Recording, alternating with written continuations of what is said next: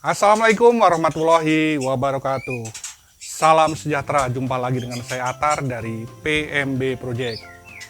Oke Sobat Kicau Mania, hari ini saya akan memanen dua kandang sekaligus, yaitu kandang nomor 2 yang waktu itu saya panen loloh indukan. Nah ini adiknya yang waktu itu saya bikin video juga.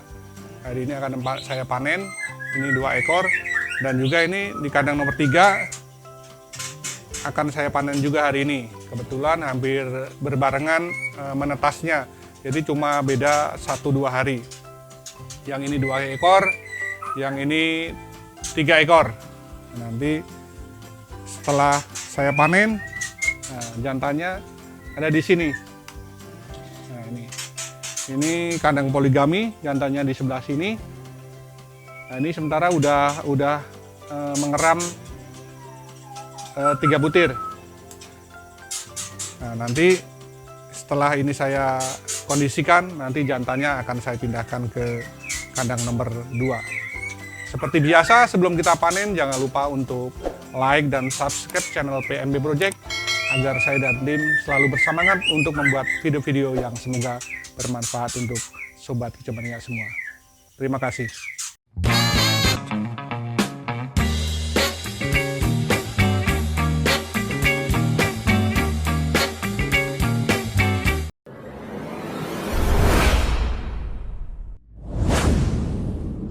Oke Sobat Kicau Mania, seperti yang saya sampaikan tadi, hari ini saya akan memanen kandang nomor 2 dan juga kandang nomor 3. Nah ini langsung aja kita panen. Ini umurnya, nah ini itu ada 2 ekor. Ini sekitar 8 harian.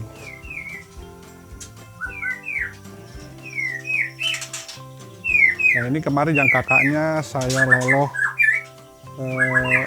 indukan. Nah sekarang akan saya coba untuk saya loloh. Semoga lancar sampai gede nanti. Nah ini.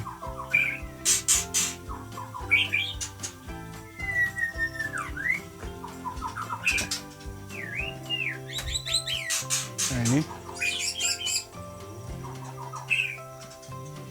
Yang ini udah membuka mata ini. Semoga nanti nggak akan kesusahan. Harusnya kemarin-kemarin, cuma karena saya sempatnya hari ini, jadi akan saya panen sekalian dengan kandang yang nomor 3. Oke, langsung aja kita lanjut ke panen yang kandang nomor 3. Nah itu indukannya. Nah itu indukannya lumayan panjang ekornya. Ini indukan sangkuriang. Oke. Nah, ini ya.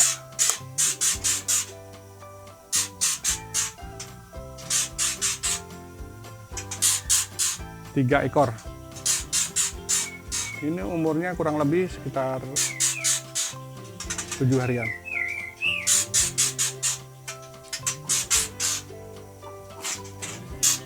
Nah ini indukannya agak agresif nih. Kalau diambil anaknya biasanya dia akan terbang-terbang nyerang.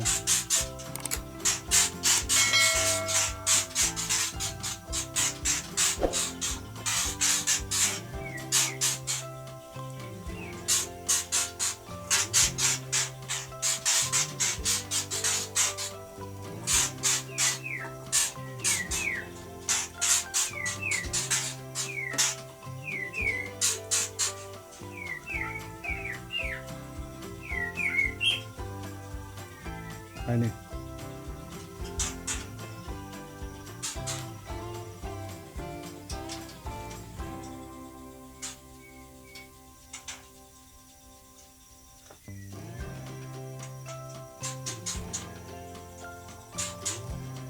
Nah ini, oke Sobat Kicau Mania, inilah hasil panen kita hari ini. Alhamdulillah ada 5 ekor. Nah ini akan saya coba saya lolos sendiri. Nah, setelah kemarin yang kandang nomor 3 saya coba loloh indukan. Nah, ini alhamdulillah 5 ekor, semoga dapat mulus sehat sampai dewasa nanti. Nah, ini saya tutup dulu sementara. Oke, Sobat Kicau Mania, setelah kita panen hari ini, saya akan sedikit membahas tentang ini menjadi sebuah pertanyaan yang mungkin banyak dipertanyakan oleh Sobat Kicau Mania dan menjadi acuan ataupun motivasi untuk Sobat Kicau Mania semua yang baru akan memulai ternak murai batu. Seperti yang bisa Sobat Kicau Mania lihat di dalam judul dan thumbnail, apakah ternak murai batu itu bisa membuat seseorang kaya? Ini kan menjadi sebuah pertanyaan yang disebut dilematik juga bisa. Karena begini, akan saya bahas dulu dan saya akan menceritakan awal dari peternakan saya dulu. Saya ternak murai batu sekitar tahun 2015 dan sampai hari ini berarti tahun 2021 kurang lebih udah 6 tahun. Nah, saya akan ceritakan dukanya dulu. Di awal ternak saya jujur aja waktu itu dengan modal nekat aja, yaitu dengan modal kurang lebih 10 juta. Kalau tidak salah di video saya yang paling awal ada itu dengan modal 10 juta saya belikan burung 1 pasang dan saya membuat kandang 1, 2, 3. Itu tanpa sepengetahuan istri saya. Jadi saya sembunyi-sembunyi karena takutnya dengan uang 10 juta kok cuma dibeliin burung. Nah, tentu pemikiran seorang istri, uang segitu beli burung tentunya sayang. Tapi kan saya memikirkan untuk ada keinginan untuk meningkatkan taraf hidup saya dan juga siapa tahu ada keberuntungan tentu akan memberikan income yang lebih untuk keluarga saya. Dan seiring berjalannya waktu 3 bulan itu setelah saya main ke peternak sana, main peternak sini, mencari ilmu selama 3 bulan itu belum ada hasilnya. Dan tentu itu menjadi motivasi saya tersendiri agar saya ingin lebih berhasil, dan alhamdulillah dengan berbagai macam kekurangan dan juga rintangan yang saya hadapi, bulan keempat saya berhasil menghasilkan trotolan dari kandang saya yaitu 3 ekor, yaitu dari kandang nomor 1. Alhamdulillah. Nah, yang akan saya bahas, apakah dengan ternak itu membuat kita kaya? Kalau masalah kaya sebenarnya arti dari kaya itu macam-macam. Nah, tapi yang jelas yang saya alami dengan adanya ternak murai yang saya lakukan ini ada nilai plus karena sampai saat ini saya masih bekerja. Jadi di awal saya pernah beberapa kali ngomong bahwa ternak murai ini harus kita jalani dengan hobi. Itu yang kunci utama, karena dengan hobi kita akan dapat menjalani peternakan ini dengan enjoy, dengan berbagai masalah yang kita hadapi, berbagai kendala yang kita hadapi, baik dari peternakan kita maupun dari harga jualnya, kita akan dapat menikmati perjalanan peternakan kita. Nah, itu yang menjadi sebuah motivasi untuk saya pribadi. Nah, tentunya ini akan menjadi catatan saya tersendiri dan juga menjadi masukan untuk Sobat Kicau Mania yang akan memulai peternakan murai batu. Itu. Nah, jadi kaya ataupun tidak dari hasil peternakan murai batu itu, bagaimana kita menyikapinya. Kalau bagi saya, selama 6 tahun saya menjalani peternakan murai batu ini, alhamdulillah, walaupun tidak terlalu bagus, saya dapat membeli sebuah rumah dan salah satunya adalah tempat ternak ini. Nah, itu semacam motivasi untuk Sobat Kicau Mania semua. Nah, dan sampai saat ini saya mempunyai 8 kandang Ya walaupun tidak bagus lah menurut saya, tapi alhamdulillah sampai saat ini masih tetap produktif gitu. Dan tentunya ini apa ya, saya sangat merasa bersyukur dengan kondisi saat ini, karena walaupun mungkin sekarang sudah banyak sekali peternak yang ada di Nusantara, saya masih bisa produktif, dapat menjual anakannya, dan tentunya dapat menambah income untuk keluarga saya. Walaupun mungkin karena persaingan yang cukup ketat, tapi saya yakin setiap orang mempunyai jatah rezeki masing-masing.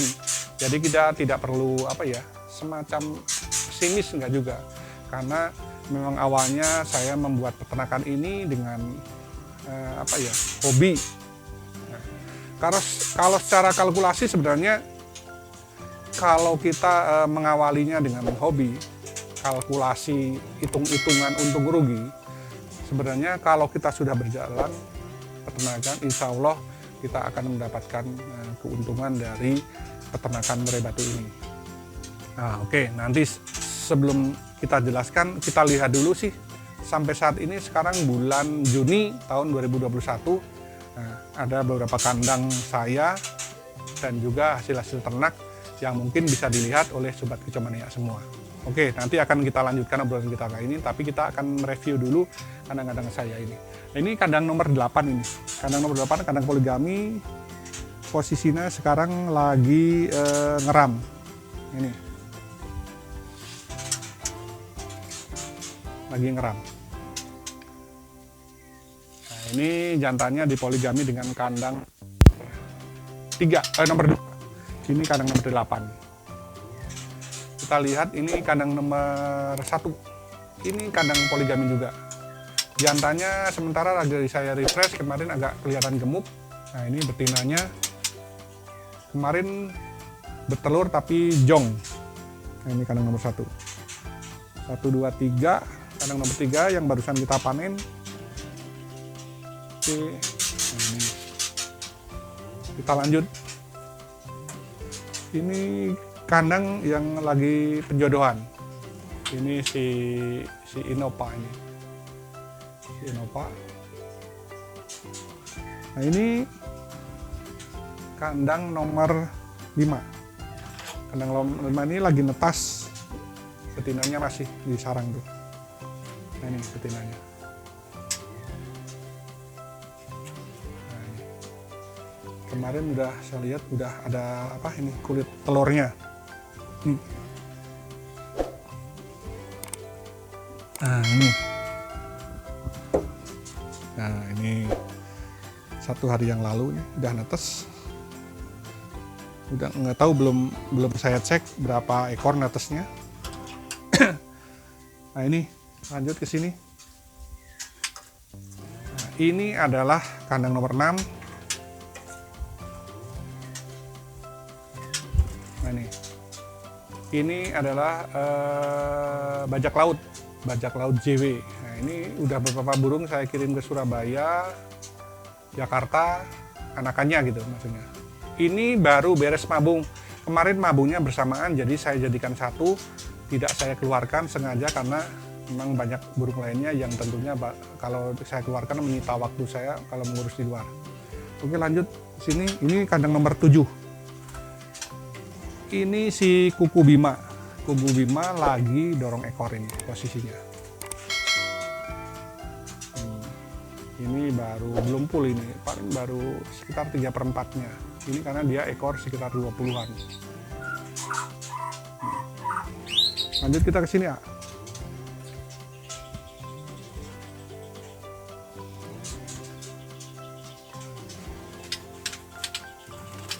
Nah ini beberapa anakan dari PMB.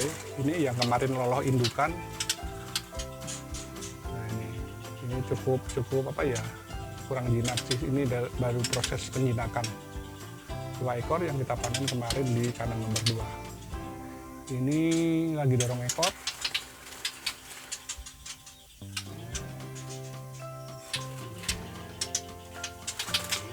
Nah, ini trotolan. Lanjut ke sini, ini 2 ekor trotolan.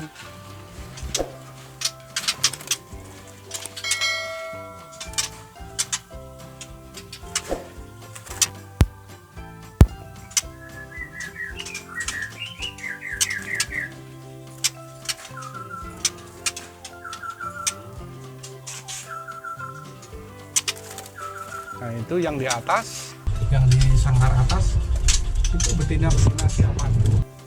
Yang saya persiapkan udah mulai saya jemur, mandi jemur.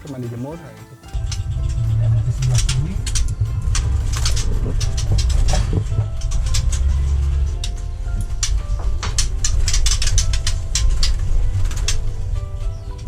Ini adalah betina-betina yang dari trotolan saya kuliarkan. Ini sengaja saya masukin sekarang samping lebih lincah, lebih sehat, hingga cepat marun. Ini mungkin kalau saya urus ntar lockdown lagi dia akan menjadi betina yang siapan.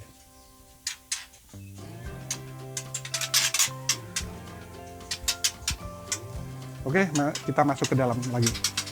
Oke, itulah Sobat Kicauania beberapa burung yang sekarang berada di Pembe. Dan itulah hasil dari peternakan saya. Semua adalah anak-anakannya adalah hasil peternakan saya. Jadi ada betina, ada trotolan-trotolan yang kemarin panen, terus yang barusan ini yang panen tadi ini. Jadi selama 6 tahun ini saya alhamdulillah belum pernah satu kali pun terlewatkan 1 bulan tanpa panen. Nah, jadi nanti akan saya jelaskan trik apa tiap bulannya tanpa panen. Karena secara hitung-hitungan walaupun saya hobi burung gitu, burung murai terutama. Tapi setelah hitung-hitungan ekonomis harus kita perhitungkan juga. Karena begini, saya hampir 4-5 hari sekali itu saya belanja jangkrik 2 kilo, hitungannya 100.000 untuk 2 kilo. Jadi kalau 5 hari saya belanja 100.000 berarti 1 bulan 100.000 kali 6 berarti harus 600.000. Belum saya belanja ini apa? Ulet Hongkong, pur, cacing, kadang-kadang keroto, dan juga vitamin lainnya. Jadi hitung-hitungannya kalau secara bisnis dengan hasil yang saya selama ini, alhamdulillah ada lebihnya dan cukup untuk menghidupi keluarga saya sebagai tambahan income di samping saya bekerja. Nah, itu di samping apa yang telah saya capai selama ini, yaitu saya bisa membeli rumah walaupun ya rumah-rumah sederhana.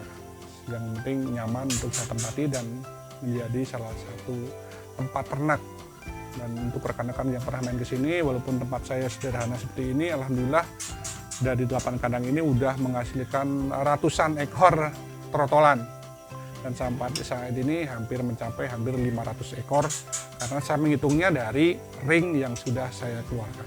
Nah itu semoga menjadi sebuah motivasi untuk Sobat Kicauania semua. Tapi intinya yang pertama adalah kalau kita akan memulai ternak murai batu, kita jangan memperhitungkan, wah nanti penghasilan saya berapa. Kita nikmati prosesnya aja. Kita jalani peternakan ini dengan tujuan hobi saja dulu. Dan tidak terlalu nafsu untuk menghitung hasilnya, menghitung untungnya.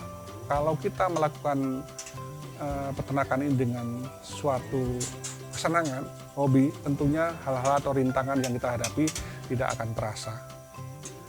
Dan tentunya seiring berjalannya waktu dengan banyaknya kendala yang kita hadapi, kita dapat menyelesaikan satu persatu permasalahan dengan senang hati. Dan sekarang seiring berjalannya waktu, semakin banyaknya peternak yang berada di Nusantara ini, kita nggak usah khawatir karena seperti yang saya sampaikan tadi, rezeki itu udah ada yang ngatur. Dan tentunya selama kita berusaha, tentunya akan dapat menghasilkan apa yang kita inginkan. Ada timbal baliknya, burung yang kita urus secara baik, tentu akan memberikan imbal balik yang baik juga untuk kita. Itu. Jadi sewaktu dulu di awal-awal ketika saya full kandang ini, produksi semua melimpah dan hasilnya hampir puluhan juta setiap bulan, itu saya syukuri. Kalaupun sekarang dengan banyaknya persaingan peternak dan juga harganya yang kalau saya alhamdulillah masih stabil itu, tapi dengan banyaknya persaingan tentunya kita itu harus memperhitungkan antara pengeluaran dan juga pemasukan yang kita hasilkan, sehingga kita jangan terlalu nafsu untuk membeli burung-burung yang mahal yang tentunya dapat kalau tidak berhasil akan membuat kita down gitu. Jadi kalau kita mau ganti materi ya kita jual anakannya, nanti kita beli indukan yang baru yang sesuai dengan keinginan kita. Itu salah satu manajemen yang saya pakai. Jadi nggak usah khawatir. Apabila semakin banyak peternakan, nggak masalah. Nggak usah khawatir, takut banyak persaingan nggak apa-apa. Karena ya itu, rezeki sudah ada yang ngatur. Jadi kita tinggal menjalaninya, kita nikmati prosesnya, dan kita syukuri hasilnya. Kalau sampai saat ini dengan kondisi kandang saya seperti ini masih bisa menghasilkan 6, 9, sekarang 10, 12 ekor per bulan, saya kira itu suatu hal yang alhamdulillah saya syukuri. Maka dari itu untuk Sobat Kicomania yang baru memulai ternak murai batu nggak usah khawatir. Kaya ataupun tidaknya dari hasil peternakan ini tidak akan menjadi ukuran untuk kita semua. Kita syukuri aja hasilnya apa yang kita terima untuk hari ini. Jadi apakah ternak murai batu itu akan menjadi kita kaya? Bagaimana kita mensyukuri apa hasil yang kita terima dari peternakan itu. Karena ukuran kaya tiap orang berbeda-beda. Ketika kita belum punya rumah, kita akan memimpikan punya rumah. Nah, setelah kita punya rumah, kita ingin punya mobil, setelah itu pengen keinginan kita lain lagi. Nah, itulah namanya manusia. Jadi selama apa yang menjadi target kita tercapai, itu adalah suatu hal yang menjadi suatu kesuksesan menurut saya. Apabila saya target saya ternak murai batu ingin membangun sebuah rumah dan berhasil, itu menurut saya sudah sukses. Kaya tidaknya seseorang itu tergantung dari kita mensyukuri dari apa yang telah kita terima dan kita hasilkan. Oke, Sobat Kicomania, saya tambahkan sedikit. Nah, ini akan kita bahas tentang teori secara kasarnya lah. Berapa sih penghasilan dari ternak burung murai ini? Saya ibaratkan kalau kita mempunyai 2 pasang yang produksi. Ini saya berbicara dengan 2 pasang yang produksi. Dari 2 pasang produksi itu, karena murai itu tiap bulan pasti produksi. Pasti itu kalau seandainya sudah produksi dan kita memberikan pengurusan yang baik. Taruh saja dari 2 kandang tersebut kita menghasilkan 5 ekor. Nah, 5 ekor ini kalau kita jual pukul rata lah, ya ini bisa mungkin kurang lebih dari 5 ekor itu 5 juta, jadi per ekornya 1 juta jantan betina. Nah, kalaupun misalnya dipotong biaya untuk pakan, kalau saya kan ini ada 8 kandang dan juga banyak burung yang lainnya. Nah, kalau cuma untuk 2 pasang saya kira jangkrik pun cukup lah untuk sekitar 2 atau 3 kilo untuk 1 bulan. Nah, jadi kalau dari 5 juta misalnya dihitung dipotong untuk biaya operasionalnya sekitar 500.000, nah, saya kira itu sudah merupakan suatu hasil yang lumayan. Nah, belum kalau kita dari indukan-indukan yang memang bagus. Nah, saya yakin dengan hasil segitu menurut saya sudah sangat lumayan. Yaitu ya kalau kita menghasilkan 4.500.000 sebagai usaha sampingan itu sudah sangat luar biasa. Kalau kita tekuni, kita tidak bekerja dan maksimal mengurus burung, tentunya hasilnya akan lebih. Tapi itu hitungan kasar. Belum nanti kalau ada lagi macet produksi, lagi masa penjodohan, seperti saya dulu di awal-awal 3 bulan belum menghasilkan apa-apa. Tapi tentunya kalau saya pribadi bukan masalah materi ataupun hasil yang saya terima, tapi kepuasan tersendiri ketika kita berhasil menernakan dan apalagi burung-burung yang kita jual ternyata di pemilik yang baru dapat berprestasi. Itu kepuasan batin tersendiri melebihi hitungan materi yang mungkin lebih banyak gitu. Nah, oleh sebab itu masalah hasil dari ternak itu membuat kita kaya atau berkecukupan, itu kembali ke pribadi dan pendapat kita masing-masing. Kita cukup mensyukuri apa yang kita hasilkan dari peternakan ini, tentunya itu sudah merupakan hal yang sangat luar biasa bagi saya sendiri. Nah, mungkin kalau pendapat Kicau Mania ada yang berbeda pendapat, silahkan gitu. Tapi tentunya kalau misalnya kita menekuni suatu hal pekerjaan ataupun usaha, tentu kalau kita berusaha dengan maksimal, tentu hasilnya pun akan maksimal dan akan memberikan sesuatu yang tentu akan kembali ke kita. Kalau kita memperlakukan burung dengan baik, tentu burung pun akan memberikan hasil yang baik juga untuk kita semua. Dan satu lagi, seandainya kita melakukan pekerjaan itu dengan hobi, seperti saya mengurus burung, menernakkan burung itu karena dari rasa suka, dari rasa hobi. Tentunya banyak sedikit hasilnya pun akan saya nikmati karena memang saya suka gitu. Itu adalah nilai plus kalau kita berusaha atau berbisnis dengan rasa bahagia. Halangan, rintangan, dan permasalahan yang kita hadapi tentunya akan tidak terasa karena kita memang menikmati apa yang kita lakukan. Dan saya sendiri bisa merasakan, selain saya menyukainya, hasilnya pun ada.